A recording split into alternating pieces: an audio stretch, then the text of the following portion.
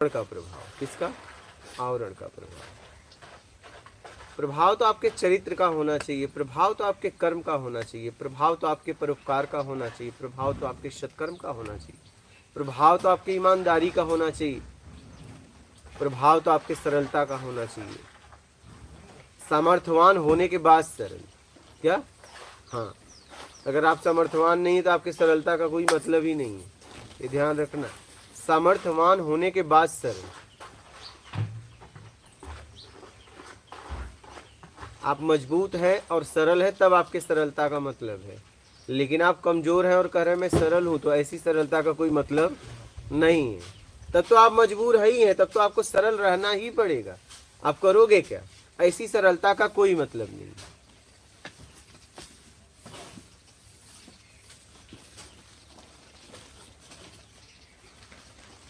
तो आप देख लें कि इसका परिणाम उचित होगा कि अनुचित होगा। परिणाम समझने के बाद ही उपयोग करें या उपयोग करवाएं। बात समझ रहे हैं? परिणाम समझने के बाद ही उपयोग करें या उपयोग करवाएं, चाहे वस्तु हो, चाहे सामान हो, चाहे शब्द हो, कुछ भी हो। बोल चाल, उठना बैठना, हर समय ध्यान रखना है कि मैं जब शब्द निकाल रहा हूँ तो उन शब्दों में क्या है, भाव कैसा है मेरा।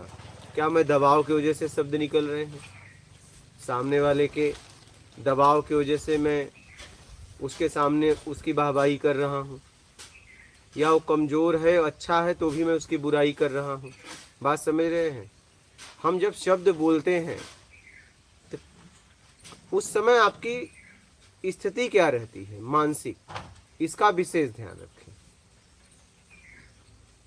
कि जब आप सामने वाले से बात कर रहे हो तो उस समय आपकी मनोदशा क्या है, आपकी मानसिक स्थिति क्या है, ये समझना बहुत ज़रूरी है। लेन देन में आपकी मानसिक स्थिति क्या है, क्या दबाव में दे ले रहे हो या दबाव दे के ले दे रहे हो, तब इसमें गिरना होगा। दबाव में संकोच में आके कोई काम ना करें। यही है चिंतन, यही है मंथन। क्या? यही है चिंतन, यही है मंथन कि लेन देन में ध्यान रखना है कि मैं किस स्थिति में कब किसको क्या दे और ले रहा हूँ, उस समय मेरी मनोदशा क्या है, मेरी मानसिक स्थिति क्या है, या मैं दबा के दे रहा हूँ या दबा के ले रहा हूँ, या मैं स्वयं दब के उसके लिए कुछ कर रहा हूँ, मेरा मन नहीं है, मेरी इच्छा नहीं है, स्वयं की मेरी इच्छा नहीं है और मैं समाज के दबाव में मान के लिए, सम्मान के लिए वो मैं कर रहा हूँ जो मेरी इच्छा है ही नहीं। बात समझ रहे हैं?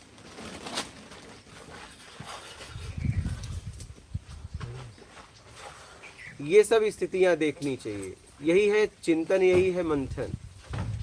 किस स्थिति में आके आप क्या कर रहे हो, जबरदस्ती करवा रहे हो कि जबरदस्ती कर रहे हो, अंदर अंदर उसे गाली दे रहे हो और ऊपर ऊपर से भैया जी आप जैसा कोई नहीं, और जैसे ही वो गया आप कुछ लोग के साथ उसे गालियां देने लगे। बात समझ रहे हैं? तो इससे क्या होगा, उसका नहीं लेकिन आपका आत्मिक स्तर गिरेगा।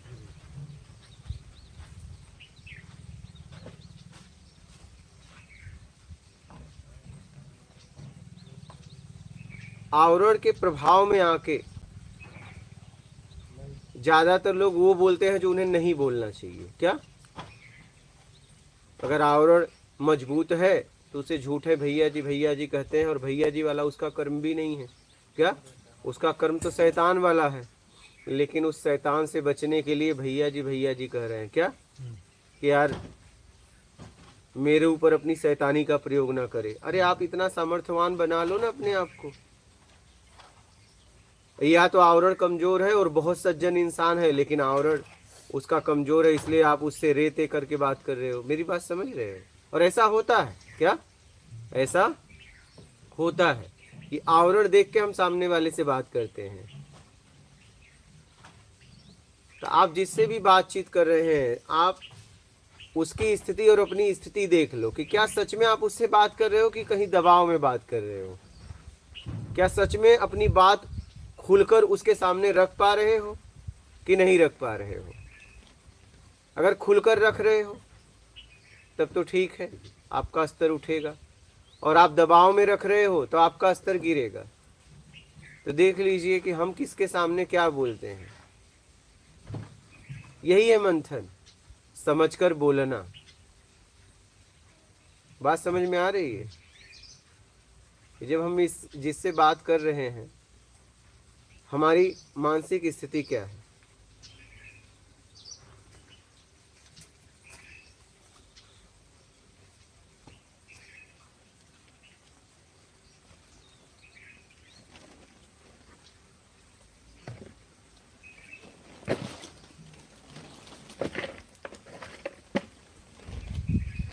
और ये लेन देन में ही हो सकता है, चाहे शब्दों का लेन देन हो, चाहे वस्तुओं का लेन देन हो, चाहे रूप का लेन देन हो, चाहे सुगंध दुर्गंध का लेन देन हो, चाहे स्वाद का हो, चाहे स्पर्श का हो। लेन देन में ही ये स्थिति का पता लगाओगे कि आपकी स्थिति क्या है। और आपके सामने दो पहलू आएंगे, एक कमजोर का, एक मजबूत का। क्या? और आपको उस समय फैसला लेना है कि मेरी स्थिति क्या है। आओ देख, कमजोर वाले पे मैं हावी हूँ और मजबूत वाले पे सामने मैं कमजोर हूँ। देख लो कि आप दोनों के साथ एक स्थिति है। अगर साधक हो तब तो एक ही स्थिति बनी रहेगी दोनों के साथ। भाई जैसा आपका काम करने का तरीका है, दोनों से एक ही जैसा बर्ताव करोगे। अगर साधक हो तो, और साधक नहीं हो तब आप सामने वाले को, आवरण को देख के बर्ताव करोगे। जैसा उसका आवरण है, पहनावा है, जैसा उसके पास व्यवस्था है, वैसा उसे देख के बात करोगे। तो आप देख लो कि जब आप बातचीत करते हो तो इसकी आपकी स्थिति क्या रहती है। और आपको ऐसा समय आता भी है, नहीं आता क्या? हर वक्त आता रहता है, आपके आमने सामने लोग आते रहते हैं ऐसे में। हाँ, एक कमजोर कुत्ते को हम पत्थर उठाते हैं, मजबूत वाले को तो हट जाते हैं। नहीं, आदमी नहीं, कुत्ते के साथ भी हम करते हैं। क्या? एक कुत्ते को देख के हम बेमतलब का उस पर पत्थर चलाते हैं, और एक कुत्ते को देख के हम, नहीं इसे मत बोलना, हाँ ये जा रहा है जाने दो, क्यों? पलट के काट लेगा।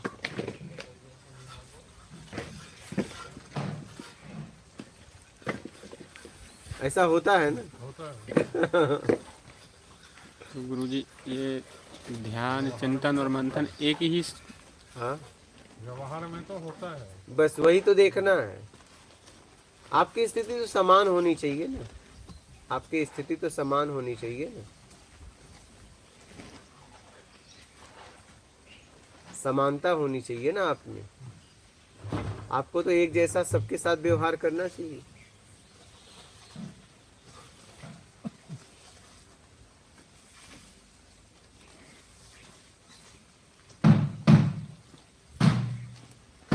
हाँ, अब सामने वाला एक अच्छा है, एक गलत है। अब गलत के साथ आप अच्छा व्यवहार कर भी नहीं सकते। क्या? उसे लेन देन ही मत करो। अच्छा है तो उसे लेन देन करो। अब ऐसा नहीं है कि आप अगर गृहस्थ जीवन में हो तो जैसे के साथ वैसा बर्ताव करो, सरलता से अपने जीवन को जियो। पता चला गलत आदमी से भी आप अगर बर्ताव करोगे तो फिर आपको गलत परिणाम देगा। वहाँ तो आपको सात्विक प्रवृत्ति, तामसी, राजसी समझ के जीना पड़ेगा। या तो इतना पावरफुल आप स्वयं हो कि आपके सामने जो भी आए आपके जैसा हो जाए। क्या? आप पे वो किसी तरह का प्रहार न कर पाए, वो आपके सामने उसका आवरण ही काम न करे, उसका बैकग्राउंड ही काम न करे। जैसे नर्मदा जी, गंगा जी में चाहे कोई भी जल मिले, नर्मदामय गंगामय हो जाता है। क्या? और उनको उसका कोई प्रभाव नहीं पड़ता। इतनी पवित्रता आप में होनी चाहिए कि जो आए उसका कोई बैकग्राउंड ही काम ना करे। बात समझ रहे हैं? इतना ताकत आप में हो तब तो ठीक है, और नहीं तो संभल के जीना पड़ेगा। अपने आप को बचा के रखो। बात समझ रहे हैं? तो सोच समझ के जीना ही चिंतन और मंथन है। बोलिए महाराज जी, आप कुछ बोल रहे थे। एक ही क्रिया के ये तीनों नाम हैं, ध्यान, चिंतन, मंथन? नहीं, अलग है। एक ही क्रिया के कैसे? ध्यान मतलब आपको कुछ चाहिए तो वहाँ ध्यान जाता है। अब उसमें ध्यान लगाना है, इसमें राग हो रहा है, द्वेष हो रहा है, क्यों हो रहा है, तो ये चिंतन है। और गहराई में गए, इससे कैसे छुटकारा पाऊं, ये हो क्यों रहा है, कहाँ से पैदा होते, मंथन है।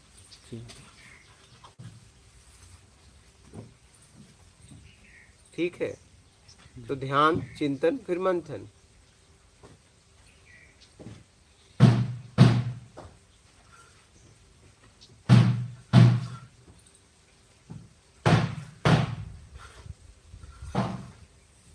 समझ गए आप? कोई संशय हो तो बोलिएगा। समझ गया। हाँ हाँ, संभल के जीना है क्या, और संभल के निकलना है।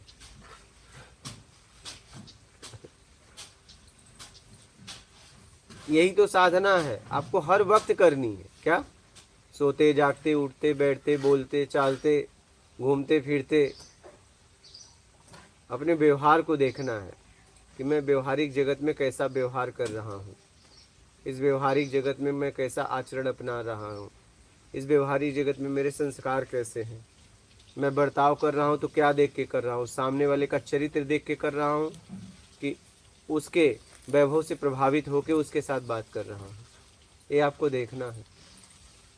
और ज़्यादातर तो हम वैभव से प्रभावित होकर ही बात करते हैं, नहीं,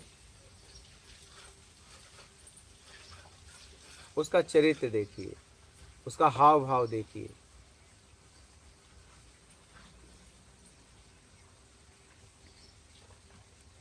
समझ रहे हैं?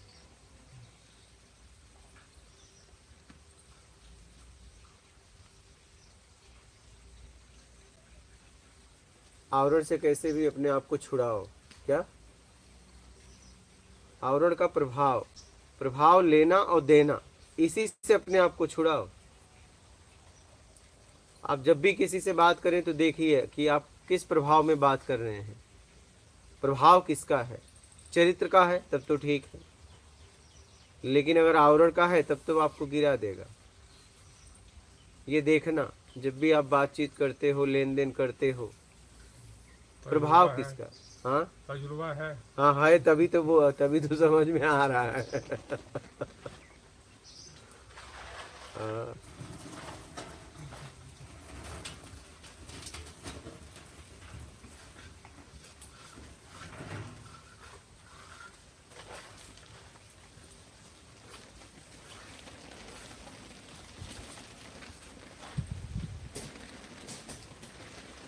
ज़्यादातर क्या होता है, सामने वाले का आवरण मजबूत नहीं है लेकिन बहुत सज्जन है, लेकिन हम जिंदगी भर उसके साथ दुर्व्यवहार करते हैं, मतलब गलत व्यवहार करते हैं। क्या, और एक आदमी का आचरण बहुत गंदा है लेकिन वैभव से बहुत प्रभाव है उसके पास वैभव का, तो हम उसके साथ बहुत अच्छा बर्ताव करते हैं। क्या, और जब भी काम आता है तो इस सरल आदमी ही काम आता है, लेकिन हम जीवन भर उसका अपमान ही करते रहते हैं। ऐसा भी हमारे जीवन में होता है। और गलत आदमी काम भी नहीं आता लेकिन वैभव के डर से उससे हमेशा भयभीत रहते हैं।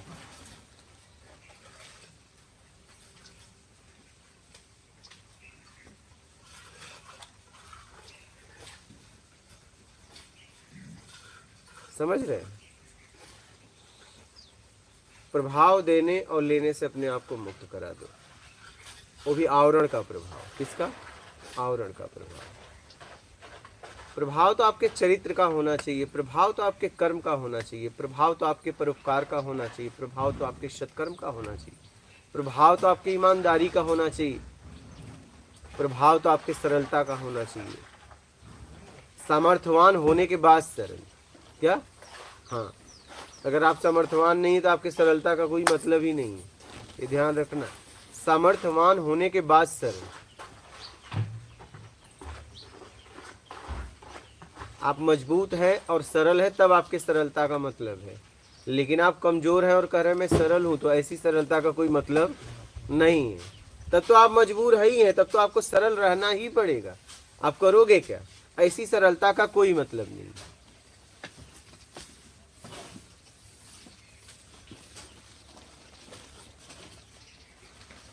ऐसी सरलता का कोई मतलब नहीं।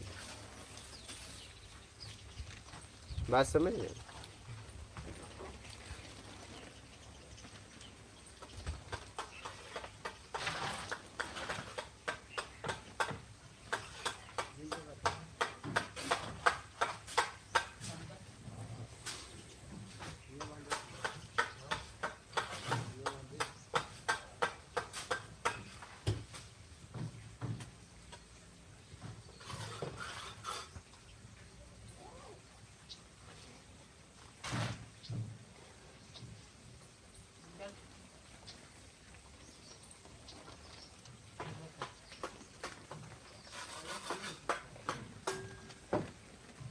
समझ गए? प्रभाव लेने और देने से मुक्त हो जाओ।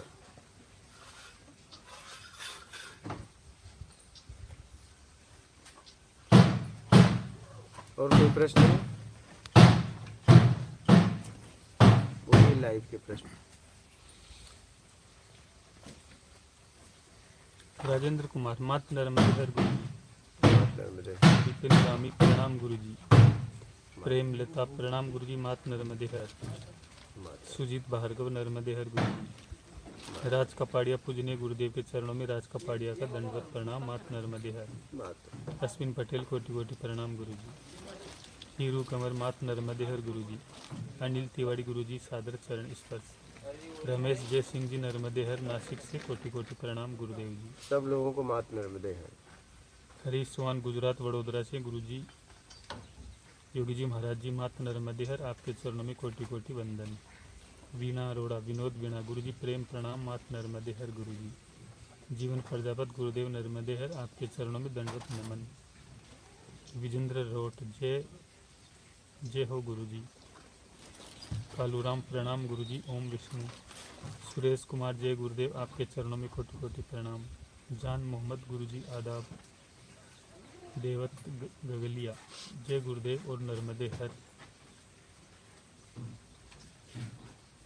रेणु सूरी प्रणाम स्वामी जी, मात नर्मदे हर, महावीर सिंह जोरावर नगर जय गुरुदेव, अरुण सोम्या माँ नर्मदा के चरणों में प्रणाम, गुरुदेव के चरणों में प्रणाम, आपका बच्चा, विनय राजपूत गुरुजी दंडवत प्रणाम,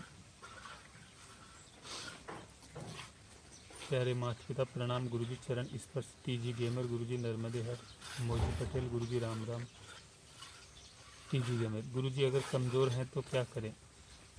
मजबूत बने। अब कमजोर किससे हैं? धन से, तन से, ज्ञान से।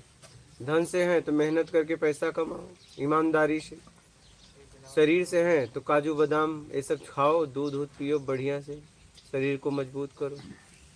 और अगर आप समझ से हैं कि कमज़ोर आप समझ से हैं तो फिर आप किताब पढ़ें, अध्ययन करें, शिक्षा लें।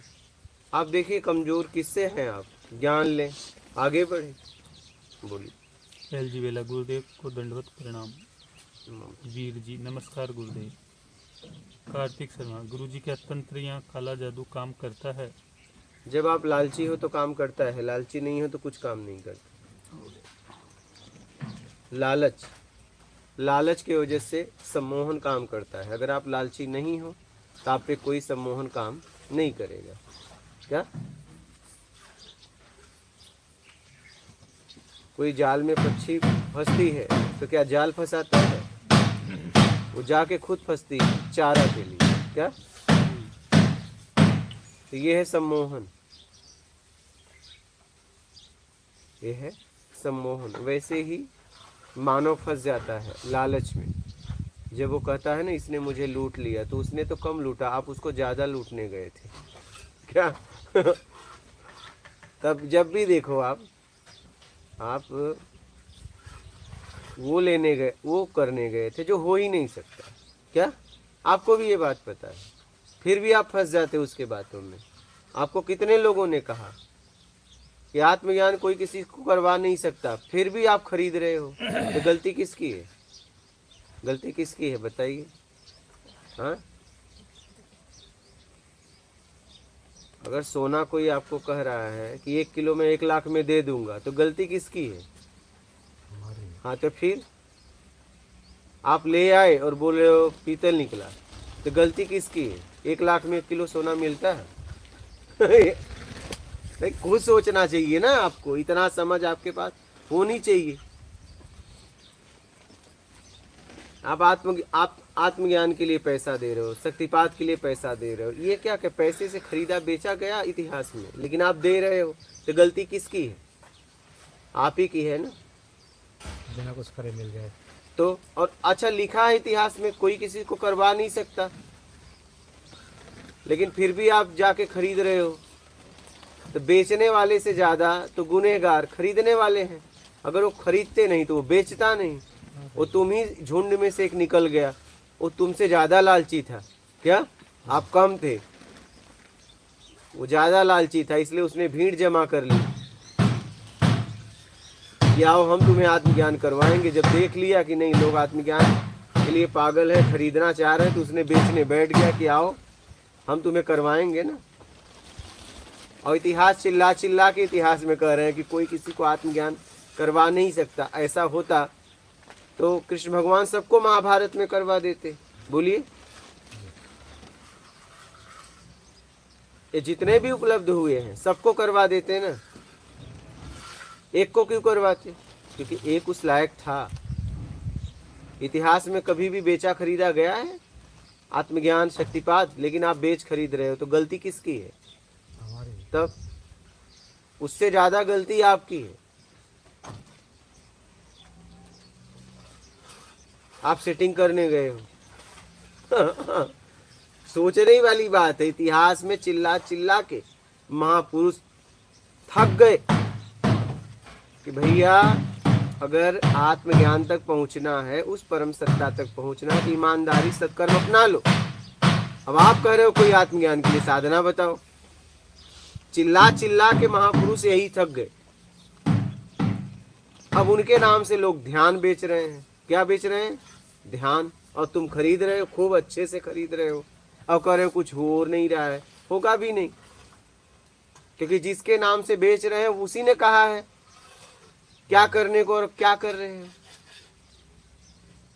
ऐसा होता तो वो व्यक्ति भी बेचता ना। समझने वाली बात। कृष्ण भगवान फिर अर्जुन को क्यों कराते? दुर्योधन को भी करा देते। क्या कुंती को नहीं मानते थे? अपनी बहन को नहीं मानते थे? बोलिए, क्या सुभद्रा को नहीं मानते थे? हाँ, द्रौपदी को नहीं मानते थे, कुंती को नहीं मानते थे, पांडवों को और नहीं मानते थे। समझने वाली बात है ना। क्या अपने पिताजी माताजी को नहीं मानते थे? यही बताइए, उनको भी नहीं करवा पाए। अब जरा समझने वाली बात है। आपकी योग्यता ही वो करवा सकती है, फिर योग्यता के बाद कोई आपकी हेल्प करेगा क्या?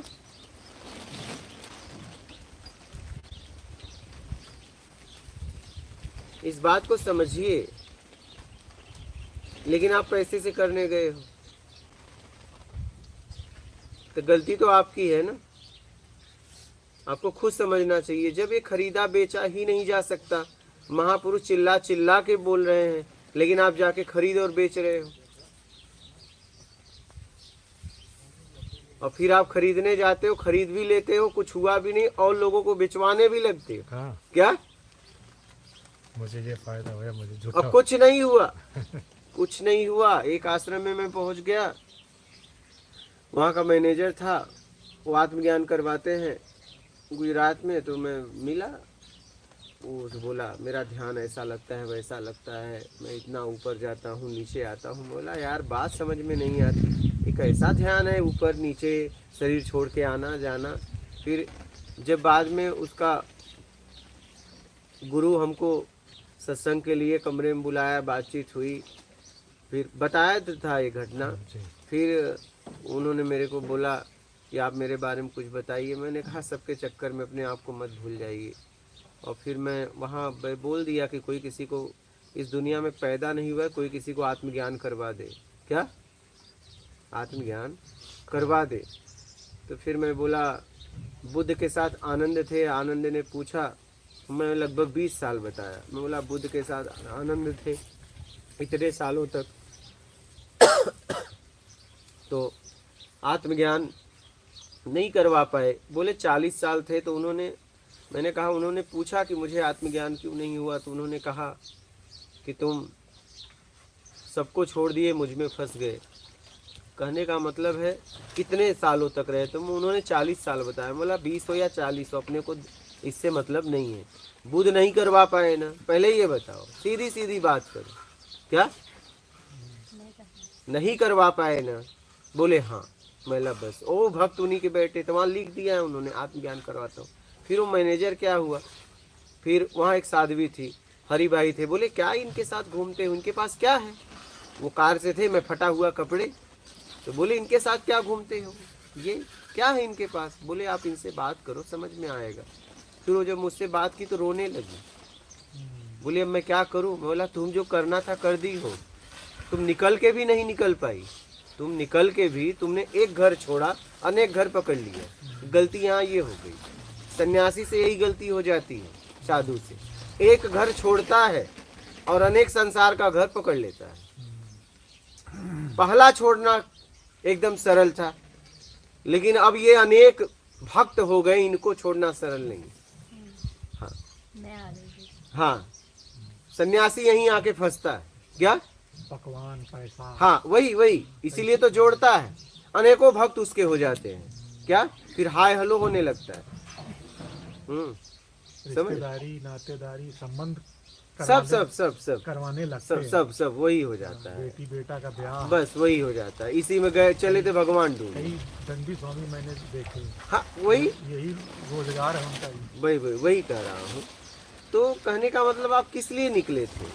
किस लिए निकले थे? भक्त बनाने निकले थे कि भगवान खोजने? और बड़े गर्व से कहते हैं कि मैं तो घर नहीं जाता।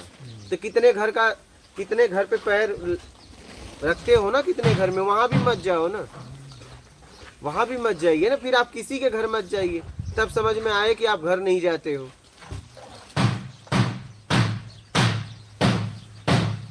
तो फिर वो मैनेजर मेरे को बोला, मैं जब वो साध्वी रोने लगी, फिर मैं उसे मार्ग बताया। जब मैं जाने लगा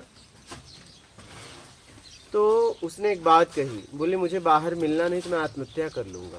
अब देखिए, जो बता रहा था, मुझे ध्यान ऊपर से नीचे इतना जाता हूँ। और उनका लड़का, वो बोले इनसे सत्संग कर लो। तो उसने मुझे से सत्संग किया। बोला 4-5 साल से मैं एकदम, मेरे प्रश्न के उत्तर नहीं मिल पा रहे थे, मैं फंसा हुआ था, आपके सत्संग से निकल पाया। अब बताइए, उनके पिताजी आत्मज्ञान कराते हैं। जरा सोचना इस बात को। फिर इसके बाद वो मैनेजर बोला, तो बोला ठीक है, तुम, मैंने पता दिया। मैं बोला वहाँ मिल लेना। फिर वहाँ मुझे मिला। मैं बोला देखो, इसमें कुछ भी नहीं है, मैं तुम्हें साफ साफ बता रहा हूँ। क्या? जिस तुम आनंद की तलाश कर रहे हो, ऐसा यहाँ कुछ भी नहीं है। ऐसा यहाँ कुछ भी नहीं है। जैसा आप लोग किताबों में पढ़ते हो, ऐसा यहाँ कुछ भी नहीं है। ठीक है? कुछ भी नहीं चाहिए आपको, तब इधर आना। क्या? ऐसा कुछ भी नहीं है जैसा आप लोग पढ़ पढ़ के पागल की तरह भाग रहे हो उसके लिए कि बड़ा आनंद होगा, ये होगा, ऊर्जा आएगी, मैं तो बस ऐसे करूँगा। कुछ नहीं।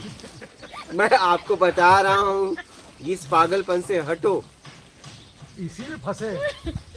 99 की ऊर्जा उतरेगी और मैं ऐसे सांभवी एकदम मुद्रा, मैं पूरे जगत में, मैं क्या जगत मुझ में समा जाएगा, मैं जगत में समा जाऊंगा। मैं ही मैं, तुम मैं तुम मैं तुम, ना तुम ना साधारण मैं। बुद्धि वाला तो ये हालत है। पकड़ जाल है।